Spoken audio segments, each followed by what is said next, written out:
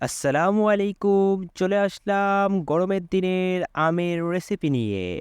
তো it's summer time আর আমের season চলছে। আমের সময় কি আম খাবো না তা হয়? আমের সময় অনেকে আম খাচ্ছে, ভিডিও করছে। তাই আমি আম পেড়ে নিলাম। আম খাওয়ার জন্য ১ম এ আম গাছ থেকে পেড়ে নিতে হবে। তারপরে আপনারা গাছ থেকে আম ছিঁড়ে নিবেন। এই যে আমরা ৩ টি আম ছিঁড়ে নিয়েছি। এই আমগুলোকে এখন সুন্দর করে কুচি করে কাটবো।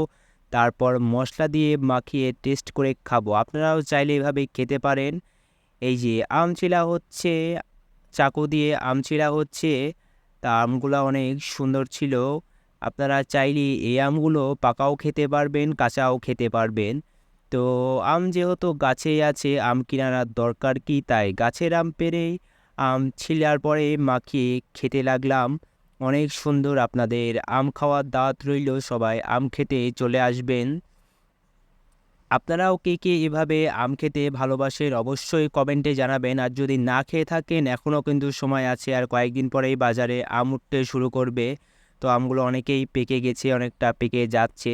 তার আগেই আপনারা চাইলে কিছু সময়ের মধ্যেই এভাবে আম কেটে সুন্দর করে মসলা দিয়ে মাখিয়ে সুস্বাদু করে খাবেন, অনেক ভালো লাগবে। আম ছিলা শেষ। এই যে ৩ টি আম ছিলা শেষে আমগুলো কুচি করে কাটা হয়ে গেছে। আর আম কুচি করে কাটার পরেই স্পেশাল জিনিস, সেটি জিনিস দিলে আমের টেস্ট আরও বাড়ে, সেটি হলো কাসুন্দি। আমের সময় আম খাওয়ার জন্যেই কাসুন্দি অনেক দরকার। আর কাসুন্দির সাথে আপনারা চাইলে একটু হালকা করে এক্সট্রা লবণ এবং চিনি দিতে পারেন, তাহলে আমের স্বাদ অনেক ভালো লাগবে।